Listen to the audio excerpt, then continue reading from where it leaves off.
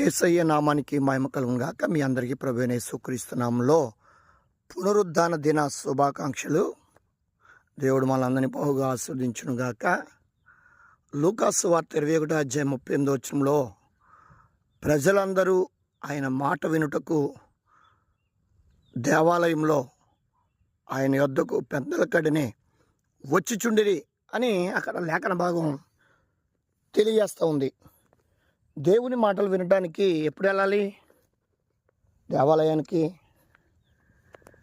మొదటి ప్రార్థన నుండి చివరి ప్రార్థన ఆశీర్వాదం వరకు దేవుని మందిరంలో ఉండి నిండైన మెండైన దేవుని ఆశీర్వాదాలు ప్రతి ఒక్కరూ పొందుకోవాలని దేవుడు ఇష్టపడుతూ ఉన్నాడు.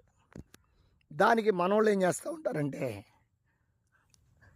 రోజు కంటే లేట్గా లేచి స్కూల్కి పిల్లల్ని రెడీ చేయడానికి 4:30-5 లేచి వంటలు సిద్ధం చేస్తే వాళ్ళందరూ ఆదివారం సెలవు కాబట్టి ఆ రోజు 9 దాకా పడుకుని అప్పుడు తాతీగా లేచి కరెక్ట్గా 10:30, 11, 12 ఇంకా ఆరాధన ముగించేస్తారు అనే టయానికి వెళ్ళే వాళ్ళు కూడా లేకపోలేదు.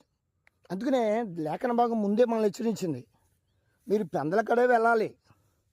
స్కూల్కి ఒకరోజు లేటుగా పంపిన ఇబ్బంది ఏం లేదు.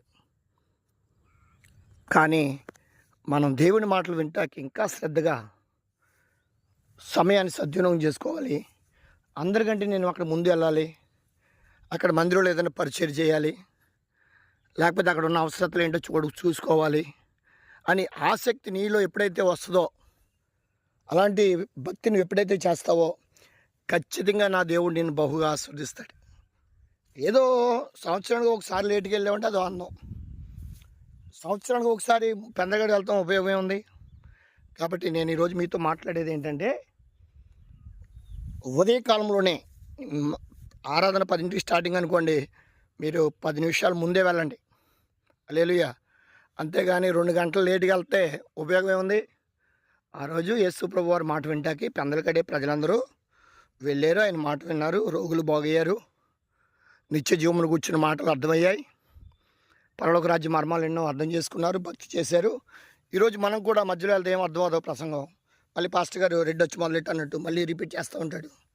అది మనకు మంచిది కాదు. కాబట్టి మనం ముందే వెళ్ళాలి. అలా వెళ్ళటం వల్ల దేవుని ఆశీర్వాదాలు నిండుగా మెండుగా మనం పొందుకుంటాం. తద్వారా మన పిల్లలకు కూడా ఆశీర్వాదాలు వెళ్తాయి.